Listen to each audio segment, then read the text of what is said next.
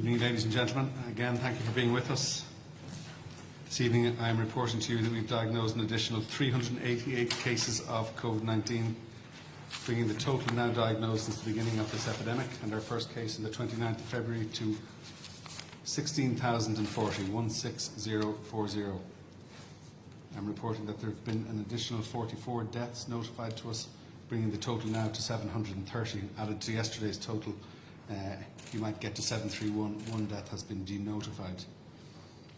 Of the 44 additional deaths, 37 are from the east, 2 from the west, 2 from the northwest, 3 from the south. 18 were male and 26 female, and the median age of these 44 deaths is 87. And 33 of the 44 we have reports of underlying medical conditions. Of the total 730 deaths, 363 occurred in a hospital environment, that's 49.7%, 47 in an intensive care unit, that's 6.4%.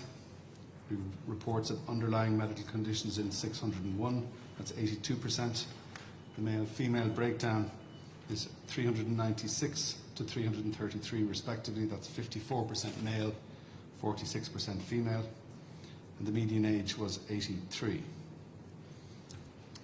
In terms of the more detailed breakdown of the cases notified up to midnight on Sunday night, the night before last, that total was 15,464.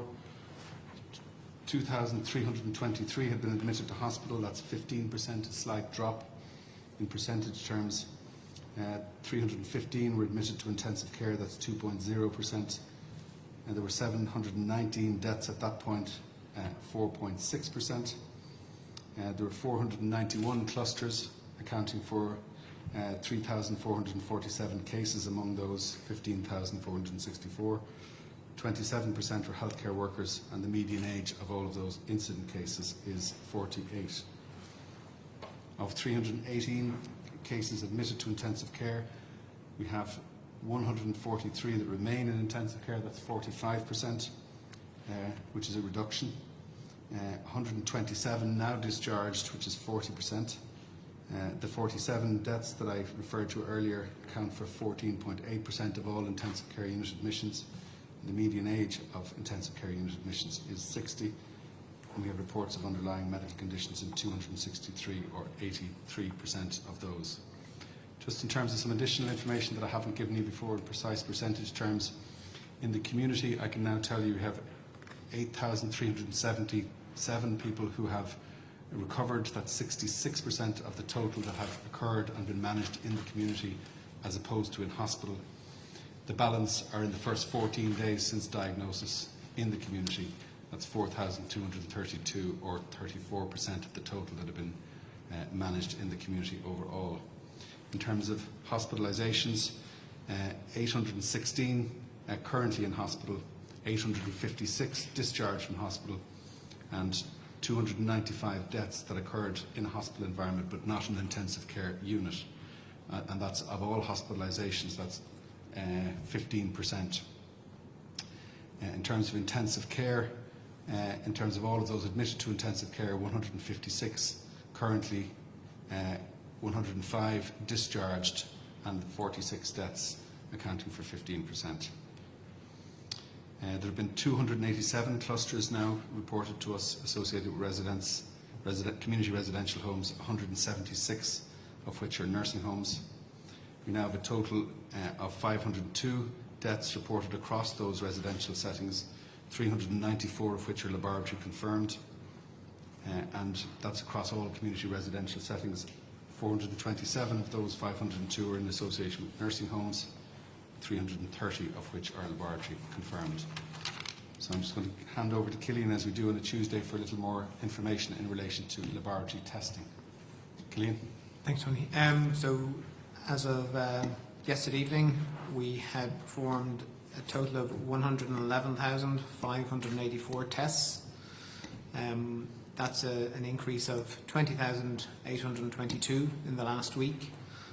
Of those 20,822, 4,025 have yielded positive results for a percentage of just over 19% positivity rate. Thanks, Gillian. Now, happy to take any questions.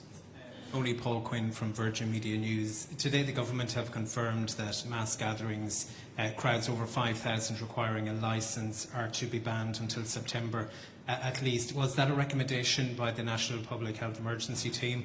And what are your thoughts on that?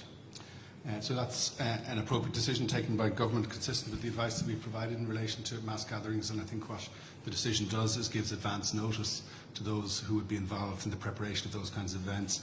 Given the scale of them and the licensing requirements, advance notice and so on is required. So that's, if you like, an appropriate decision for that particular sector, and the government having taken that in line and consistent with the advice that we've given. Could we also be seeing further measures on mass gatherings, perhaps smaller events, sporting events, weddings, things like that in the coming months? Can you tell us any more about planning around that? Well, the position in relation to all of those is that our recommendation currently is that none of those things takes place, and you're aware of that. And all of that then is subject to review in the context of the measures that are in place at the moment as we approach the 5th of May. And I think what the government has done today is to give advance notice specifically for a further period of time to some of the larger of those events, again consistent with our current position that events of that scale simply shouldn't be taking place. We spoke about complacency in the last couple of days, and I know the good weather, temperatures I think are set to reach the 20s tomorrow. Would that be concerning that we're going to see more and more people out and about, perhaps heading to parks, beaches? We're already, I think in recent days you would agree, seeing more and more people out. We've seen anecdotal reports of that, and just in my own experience, yes, I agree. And warm weather, understandably, brings people out. And we understand that given the nature of the arrangements that are in place, it is difficult for people, it's challenging, and those temptations are easy to understand. I think our message is still very clear. We don't want any complacency. We want us to keep going with the measures. We have further progress to make with this epidemic. We want to drive down the reproductive number as low as possible, to get it as low as possible, that we get the disease to a point whereby it is, as we've put it, behaving in the ways that we want it to as we approach the 5th of May. That gives us an opportunity to consider possibly lifting restrictions. But we're not at a point yet where that's the case. And there can't be any taking the foot off the gas as we approach the 5th of May, because that's simply going to contribute to further spread and is likely to impact our ability to be able to consider measures. It should not be a foregone conclusion that things are going to change by way of restrictions being removed, or us recommending relaxation in terms of those restrictions on the 5th of May. We need to continue the work together as a society. It's been hugely impressive what we've done as a whole country, participating in following the public health advice that we've been giving for the last number of weeks and months to get us into the position that we're in at the moment. We don't want to falter at the last hurdle for want of continuing that effort right up to the very Finally, I think this evening is the first time that you've given us figures around the number of people that are recovering from COVID-19, and it's something that we've been constantly asked to try and get over recent weeks. Some 55%, I think, of the analysis of the just over 15,000 cases. Would that be something that you would have expected? Are we seeing in other countries kind of the rate around what people are recovering, and is that encouraging? Yes, it is, and it's giving us a picture which is broadly similar to what our understanding or expectation might have been. What I'm giving you is precision, if you like, in relation to those figures, but it doesn't surprise us in terms of what we might have expected. And some of the figures we would have had all along about our hospitalisation rates, our admission rates into intensive care, would be suggesting that we're having an experience of the disease which is consistent with the international picture. But I've given you now the precise figures for those that have been managed, if you like, diagnosed and managed in the community without ever having to be hospitalised, the numbers having been hospitalised, and the percentage of those in each case that have recovered, and those that are still, if you like, in the process of being looked after in the community in the first 14 days since diagnosis, or perhaps in the hospital. And we'll give you continuing updates of that data as we go along. Thanks, Paul. Hi there, Ciara Phelan from the Irish Mirror. Just in an EFIT meeting today, did you discuss the issue of childcare support for frontline workers? We've been talking about it for weeks and we still have no answer for frontline workers. So we did discuss it, and what we've done and will do is to make the recommendation in relation to that. The Minister will make that available back to the government and to the senior officials group, and then the response to that will be following consideration there. But we have done our work in relation to that, as we were asked to do, and given a recommendation back to government. Is it possible that you, in your own opinion, that we might know of the update on that information then tomorrow from the Minister? I'd expect you'll know it very soon, yeah. Okay.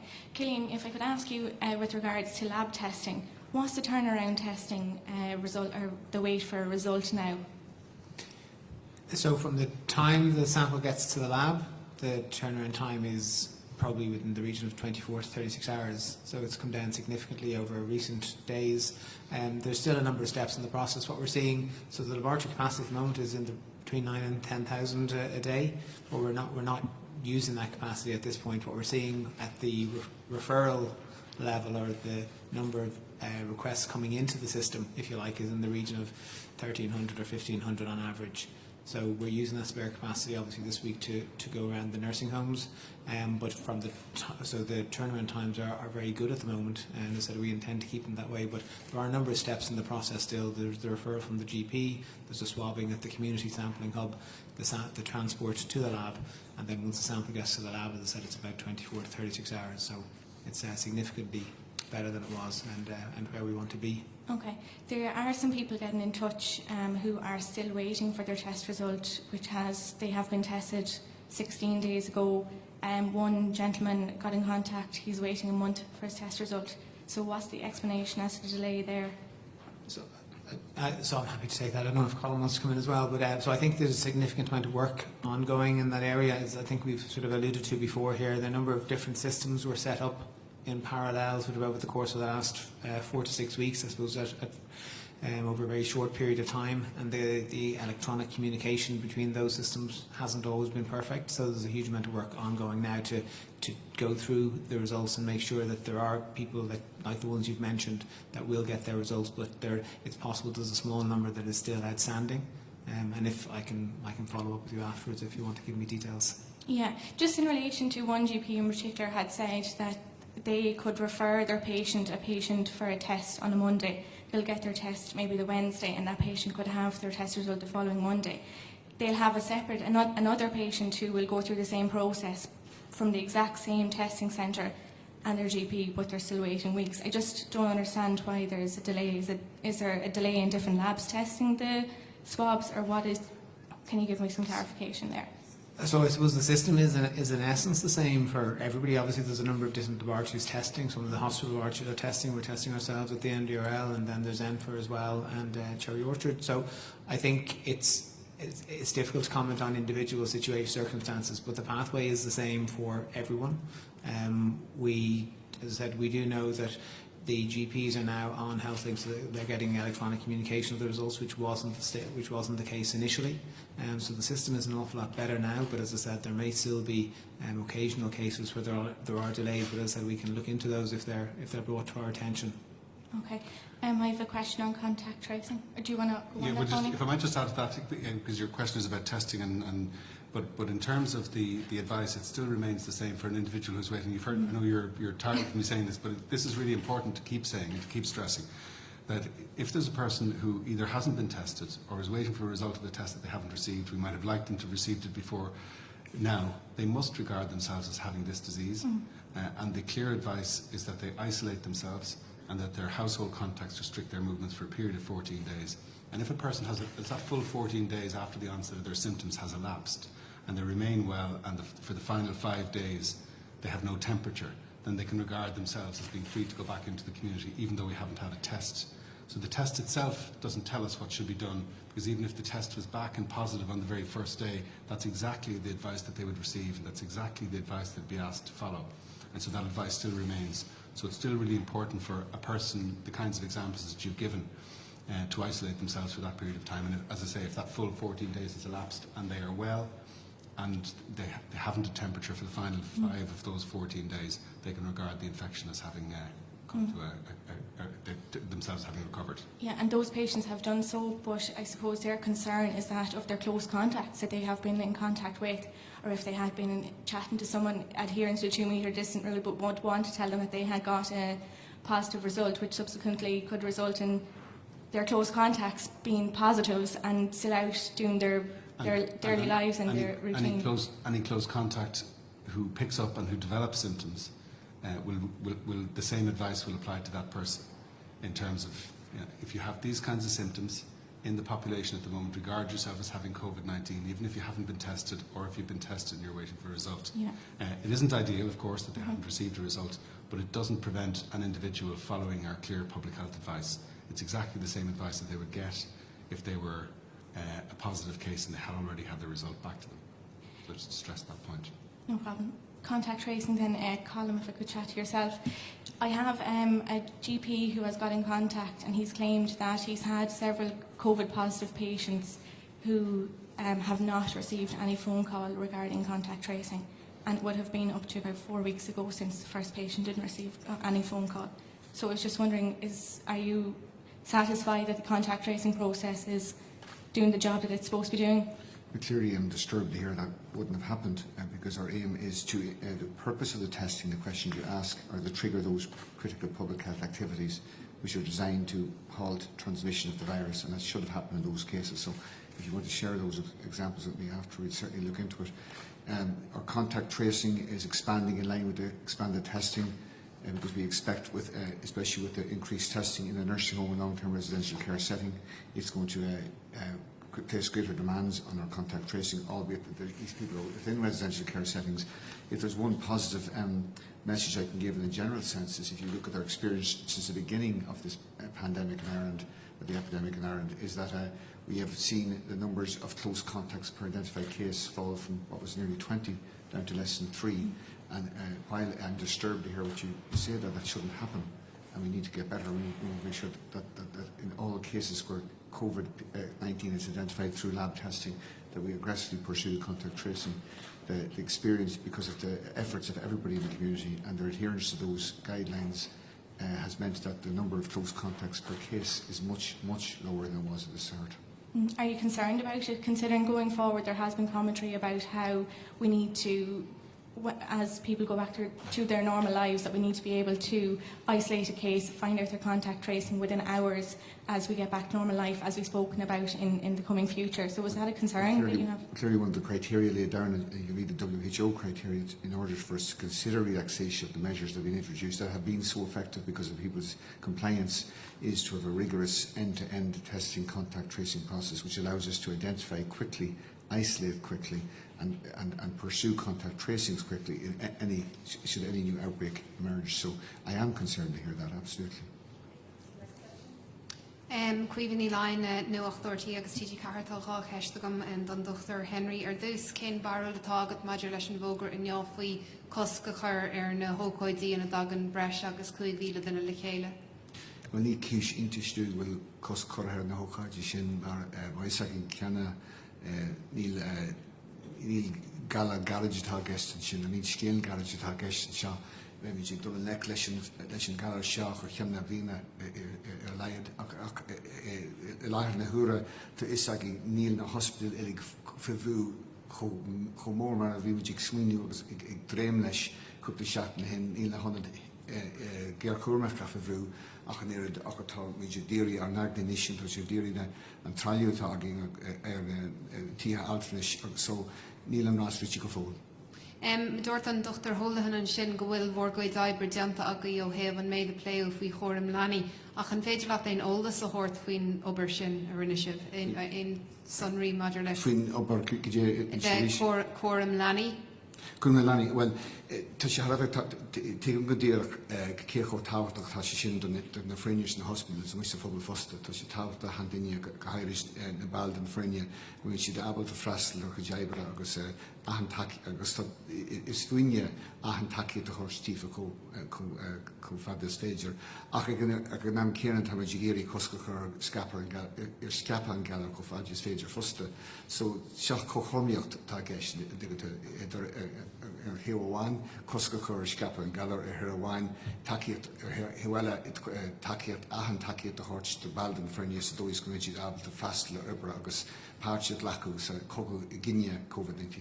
Agus an bhfuil le léamh an sin nach méid sibh a mollad an rialtas gur chóir cuairim leanaí a chur ar fáil. Well, níl tá na multi ann agus pléo na multi sin ag an nefad aniu agus táid cinne súl géir na multi sin agus tásúla agus tá dréimneis go taréis an céad ar seachna bhí bhiltainna béimiid ag áhar foscail soí a gitsin agus san éir seo béimiid ag áhar cuam na leanaí go hairid mar facha sin níos mó ná an ceistúháin tú. Okay, all right. Yes, so David Quinn, Sunday Times.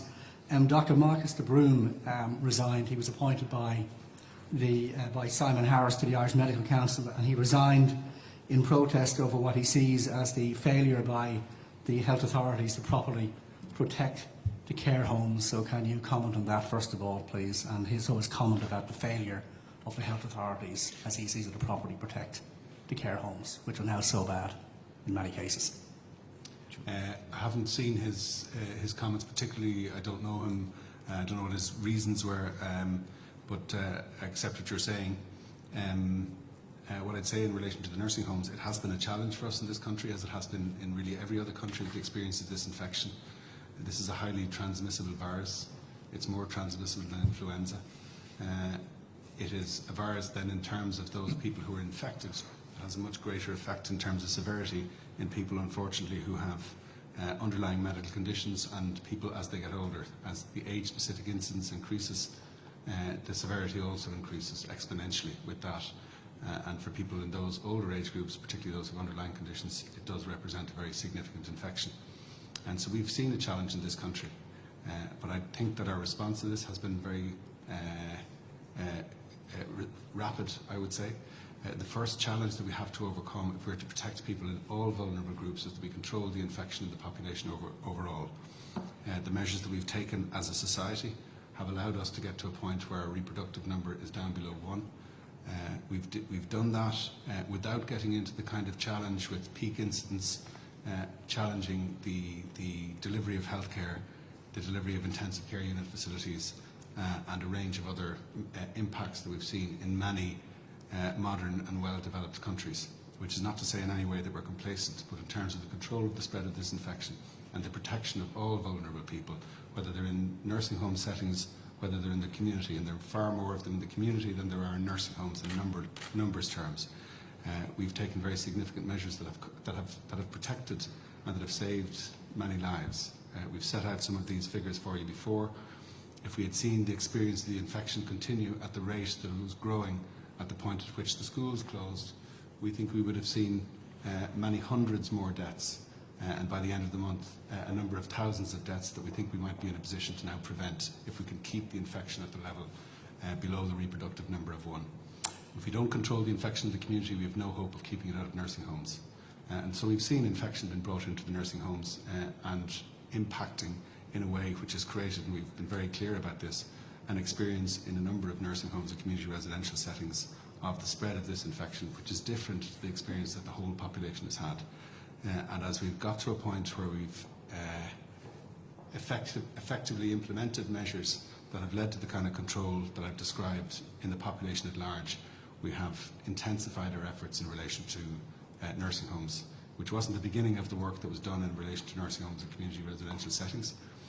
It was intensified to step up those measures that we set out 3-4 weeks ago, arising from recommendations from the NEFIT. There's a continued effort in the HSE to implement those measures now, supported now by the regulatory activities of HICWA, and we're intensifying our efforts to understand exactly what's happening in them in terms of the pattern of mortality, and to also intensify the testing regime as it applies to both nursing home residents and staff and community residential residents and staff, starting with those that are challenged by existing infection and moving on to those where new cases might arise. And we're hopeful that we can slow the spread of this in those environments, and we think we have seen some evidence of that in terms of the numbers of clusters that are being reported. But until such time as we've extinguished or limited the transmission of this infection in those environments, we're going to continue with those efforts. Could I just add maybe... I'm not sure there are examples of other countries that can show that level of intensity of effort and that level of reporting of mortality and other effects in that particular sector as we're doing in this country. Well, Belgium is an example of that. So Belgium actually seems to be going above and beyond many other countries in terms of what it's reporting from nursing homes and also non-lab confirmed tests. So it is a very high number on paper in Belgium. The Belgian health authorities accept now that going back from weeks ago, they failed to protect the nursing homes properly. Swedish health authorities have said the same thing. They should have been protecting them better from 2 months ago. They said they're now moving in to protect them properly. So this is going back 2 months. They say there was failures. We have nursing home owners and others, and Ty Daly, for example, saying they found it very hard to obtain PPE because the state was telling some of the suppliers you can only sell to the state.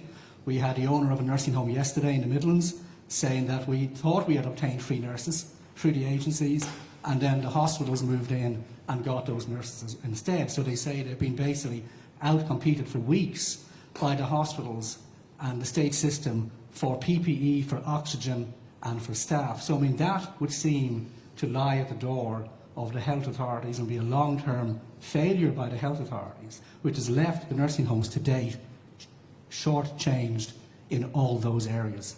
Could I just take that, Eva? First of all, with regards to PPE, we've delivered well over 1 million items of PPE to over 500 nursing homes, and our priority is based not on whether an outbreak is in a hospital or community, but on where the greatest need is, and that's how we're distributing.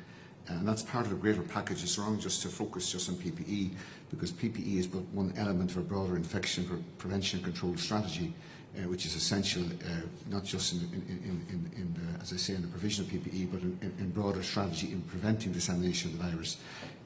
I might just say to you as well that with some knowledge of my own professional life as a geriatrician, that nursing homes present extremely challenging settings, and certainly the model of care we have for older, frailer people, where they live in congregated settings, is not a model of care you would have if you were designing a model of care for older people to combat a pandemic.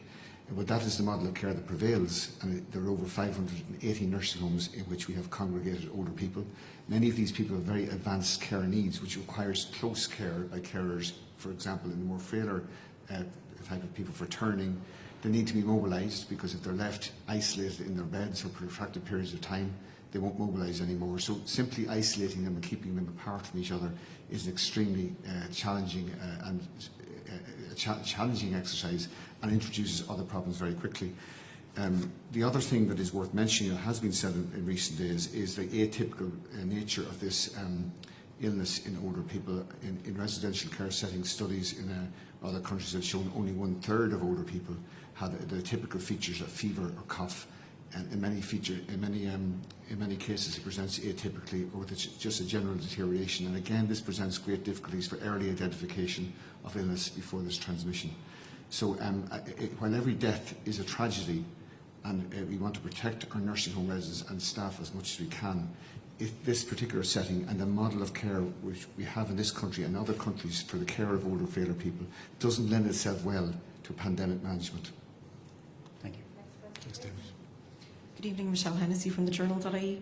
Just to come back to PPE, we had a delivery on Saturday. I think that might have been the latest batch from China, and I know that the turnaround time from arrival to distribution is about 48 hours. Do we know whether that current batch, that latest batch, meets the standards, or were there defects also identified in that batch? And just another one on PPE. We've seen a number of organisations buying and donating or wanting to donate to the health service. Is that something that you encourage? I mean, is this stuff usually up to the required standards for use in hospitals and other care settings? And does this pose competition to the health service in getting access to these products? Well, PPE is a whole term, but there's different components of it, as you know from discussions here. And last week we were discussing our shortage in long sleeve gowns, which are a critical core element of PPE. I'm happy to say that the second batch, which was considerably larger than the first, had a large complement of long sleeve gowns, which at least has given us some relief from the critical situation we were in only a week ago. As with the first batch, the different elements are assessed by our own National Infection Prevention Control Team, and they look at the suitability of use of each element in our own healthcare system and how it can be appropriately categorised. And one of the things they look on in particular is masks, because there's as people will know, there's surgical masks which are used for a more general type protection, and there's what are called respiratory FFP2 and FFP3 masks, which afford a tighter, a more Loctite type of protection when one is dealing directly with a patient of COVID-19 or suspected case. So Professor Martin Cormacan, who's our national lead, is going through the latest stock. He will be categorising it appropriately, and as with the first batch, then the communication will go out from my office to all our healthcare facilities, both within hospitals and the community, instructing them as to the appropriate use of each element of PPE and how suitable it is for each individual setting. If the turnaround time, Paul Reid said the turnaround time at the weekend, he said, was 48 hours from arrival to distribution. So if you're getting to distribution point 48 hours from Saturday, presumably you know whether it's fit for purpose or not. Well, Professor Corman's going through each element, as I said, and particularly with focus on the masks. We had trouble with the first batch with coverall suits replacing long sleeve gowns, and they were fit for purpose. We're certainly in a position we don't want to refuse or not use anything we're getting. So there's particular focus on the masks and their suitability for each healthcare setting. And as I said, we'll be communicating that very clearly to all healthcare settings. I should point out we're not relying just on those deliveries. We've ramped up endogenous production of respiratory masks from IREMA in Limerick, which have now up to, I think, 150,000 units per week, which is a considerable increase from before, and has really eased our dependency on sources from China and elsewhere. Okay. We heard last week from the Minister that HICWA had been asked to do an assessment on all tests, and that would include antibody tests. Have you seen this assessment yet? And can you tell us when we might get to the stage where we'll be doing antibody testing here, if it is the recommended way to go? Is that something we might be able to do before we look at relaxing restrictions? Frankly, the answer to the last question, I think at this moment in time is no. These various tests are going through evaluation at a European level, and we're not in a position to say that we have a serological test that is ready for deployment and will be ready to be used at a particular point in time. We're not necessarily waiting for that in terms of our planning, because national seroprevalence studies are being planned, in fact, in conjunction with colleagues in Northern Ireland, to operate across the whole island to give us a better understanding of essentially the experience of exposure of the whole population once we get a serological test that meets the requirements. The particular piece of work that you refer to is complete. I have seen it. We had an opportunity to discuss it at the Medical Leaders Forum on Saturday, where Dr. Maureen Ryan from HICWA presented the piece of work. It was her piece of work, and she will present it to you as part of this press conference tomorrow evening. Okay, just one last quick one from me. Can I get your response to reports that vitamin D can help in building coronavirus resistance? Is that something that you would be recommending for people to take? Is there any harm in taking it? I don't think there's harm in taking vitamin D, but as to its value, I have no information on that, Colin. No evidence. Thank you. Hi. Could I just clarify the figures that you gave for the first time on recovered patients? First, I might have missed one of them. And if I want to calculate the total number of recovered patients, is it the figure you gave us plus those who've been discharged from ICU, plus people discharged from hospital? So if you want the total number of people who have recovered at this point in time, it's those who have recovered who are in the community, which is 8377. Yep. And added to that, those who have been discharged as recovered from hospitals that we're reporting so far, which is an additional 856. They include those that have been discharged from the discharges, if you like, from intensive care will be included in the hospital figures. So you just need to add the figure. Yeah, so those two figures. So that's 816. Yeah. Sorry. 856 and 8377 will give you the total number of confirms. And bearing in mind that quite a number of people are still in the 14 days, if you like, since onset of symptoms. Yeah. Great. Yeah. There was talk, of reducing the steps in the testing process, Killian. No, sorry. You were talking about the number of steps in the testing process, yeah. And that's obviously a bit of a problem. Is it possible to reduce those steps? Are you moving in that direction between the various referrals and so on? Obviously, there are technical things about putting swabs into PCR machines or whatever, and so on. But there's a lot of referral going on there. Are we going to, I think it's probably, I suppose, because in order to be able to get the results sort of communicated efficiently, we do need to keep them within the system that we have. Because obviously, with one of the issues we would have had, I suppose, a few weeks back was that we set up a sort of a third pathway in essence that didn't necessarily involve the GPs, and we've had sort of seen problems now getting the results back. So what we're doing now is the GP referral system is electronic. That goes to the community hub where the patient gets an appointment and goes gets sampled, and then the sample comes to the lab. To be honest, I don't see an easy way to make it more streamlined without, I suppose, excluding one party from the whole process. So I think it will work well. But what we've seen over the last couple of weeks is that the demand for referrals has fallen off a little bit, so the community hubs didn't necessarily need to open. But I think at NEFIT in coming weeks we'll be discussing the case definition with a view to possibly broadening that out to try and make it more sensitive. Because I think what I'd said over the last week, our positivity rate is near 20%, just over 19%. And I think that while that sounds like a good return, which it is, but we almost want to drive that down, I think, now in the next few weeks, so that we're testing more people. We want to find every case, if you like. So I think we'd be trying to drive that down as we test more in the community.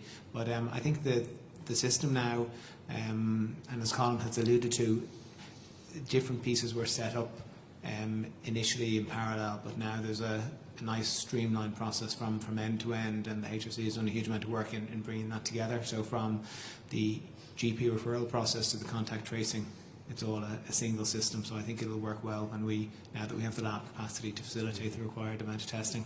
Okay, and just finally, in relation to the suspected or probable cases, there were 77 yesterday. There are over 100 as far as I can see today. Where are these extra numbers coming from?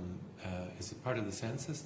Is it a fallout from the census that's been carried out in the nursing homes? So there's two things. There's line listing information that goes into the system in respect of each individual case, and that's what this most up-to-date information gives you. We would have had information on an ongoing basis available to us also from the public health teams.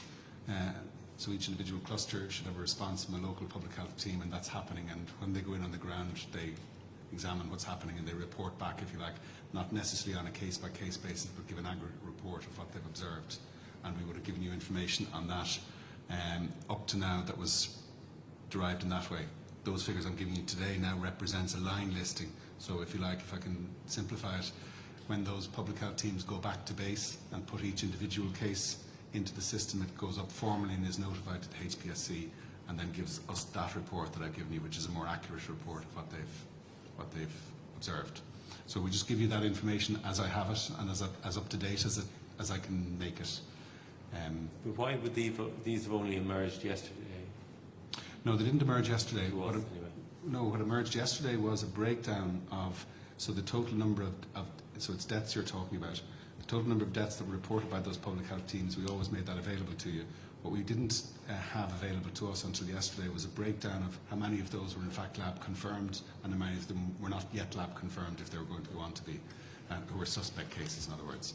And so we gave you that breakdown yesterday for the first time because we had that extra information, if I can put it that way. Yeah, just on that point, just to clarify that point. So yesterday we had 687 laboratory confirmed cases of COVID-19, and we also had 77 suspected or potential cases. And is the figure today then on top of that 100 or 102, or what's the exact figure? So the exact figure of... the exact figure of potential or suspected cases, deaths from suspected or potential. I'll give you the exact figures again. So we've had 502 overall deaths associated with, reported to us now through that system that I've just described to you, from community residential settings. 427 of those are in association with nursing homes. And then when I deal with lab confirmations, 394 of those 502 are lab confirmed, and 330 of the 427 in nursing homes are lab confirmed. That's a more up-to-date figure than the figure I gave to you yesterday. Sorry, it can be confusing with some of the figures, certainly. Yesterday, the official figures were 687 laboratory confirmed COVID-19 deaths, yes, plus 77 suspected or potential COVID-19 deaths. So the figure today in terms of... And that figure today is about 100?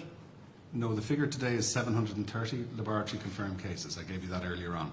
So we've now 730 lab confirmed cases, and that's the official notified number of deaths that we have each day.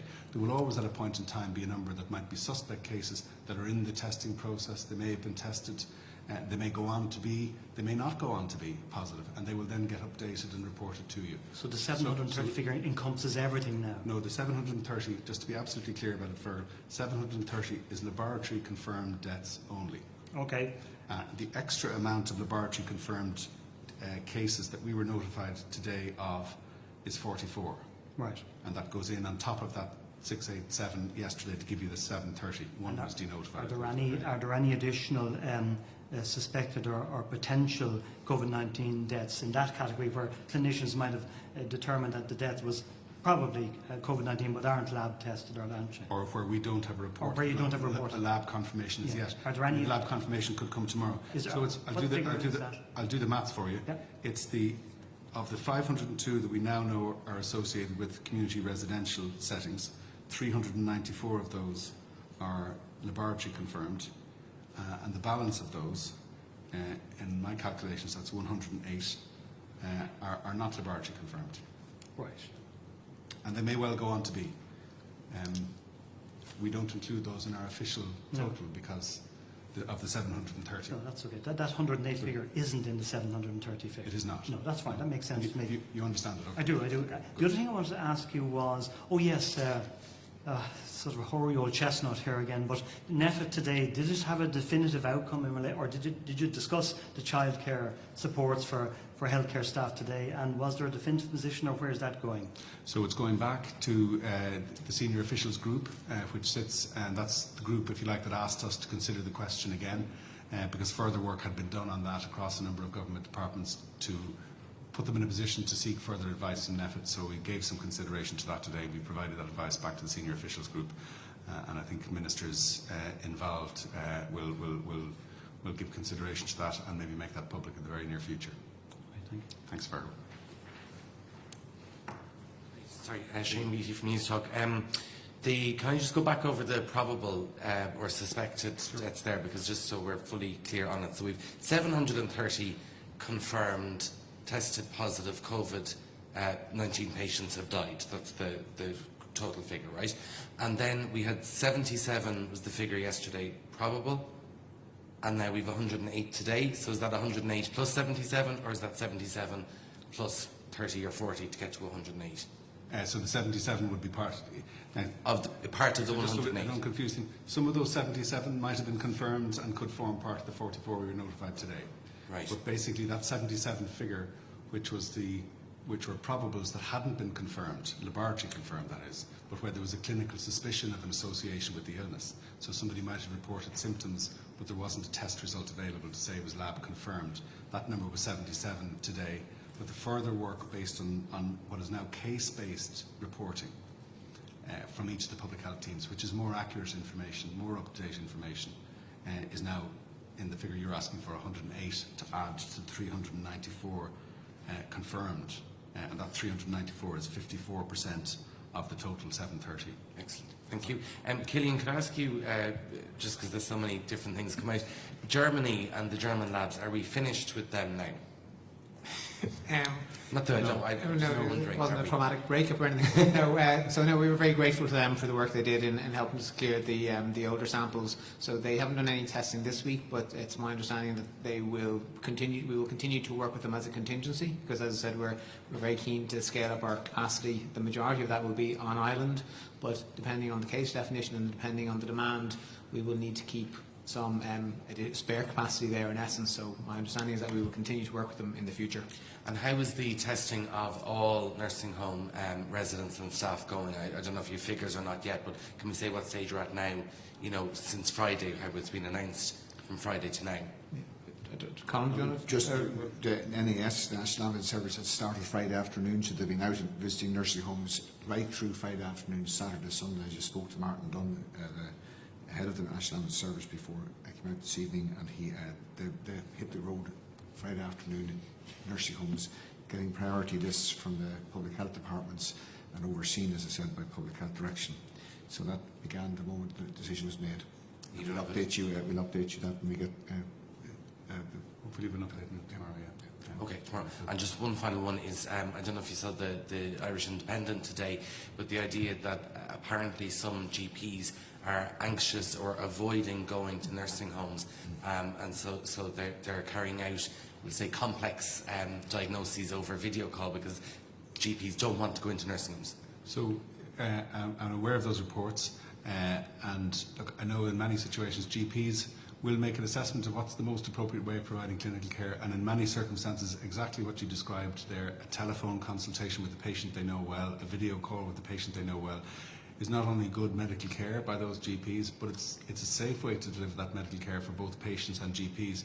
We don't want to be in a situation whereby either a GP goes in to see patients in a clinical environment unnecessarily, and that increases the risk for that healthcare worker. A GP is an essential healthcare worker picking up an infection, or the corollary of that, if that consultation is with a patient in an area, a nursing home for example, where there isn't infection, the risk is that somebody as a healthcare worker could introduce infection if they don't need to be going into that particular environment. So for all those reasons, that is a perfectly appropriate care.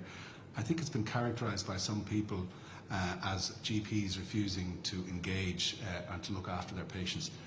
A pretty serious accusation to make in respect of any medical practitioner. Exactly the same thing is happening in hospitals. We've spoken to many clinicians who are providing a very significant component of their care, which they would have previously provided in clinics face-to-face, over telephones and over video calls, and that's perfectly appropriate. It still constitutes good care, a continuity of care with patients that those consultants and GPs will know very well. And so I think that it's concerning to hear people portray that as in some way neglectful or otherwise care on the part of those GPs. And GPs in the front line of this from the beginning in terms of how they've dealt with patients and the workload that they've taken on, the changes that they've had to make in terms of practice in order to protect both their patients and themselves from the passing on of this infection, have played a huge role in helping us to respond to this. And so I'm very concerned to hear it being characterised in ways that certain individuals have characterised that behaviour. Can I just add that in the care of nursing homes, for the great majority of nursing homes, the patients are under the direct and continuous care of general practitioners, sometimes for many, many years, who will be very, very familiar with the patient's needs, preferences, medical conditions, medications, and so on. And as part of the normal pre-COVID care, much of that care is given by telephone consultation or discussion with the nurses. So that the way this is presented as a standalone issue, as if somebody engaging over the phone constitutes a shortcoming or inappropriate care, ignores the fact that the GP involved may well have known the resident for many, many years, and a once-off advice over the phone is misrepresentative of the whole rich spectrum of care they give over a protracted time period. So in isolation, it's misleading and misrepresentative. So it's probably also worth pointing out that probably in a lot of respects GPs are conducting surgeries for patients who are not in nursing homes, again over the telephone and video conference, and they're treating their nursing home patients in exactly the same high standard. It's perfectly appropriate. Okay.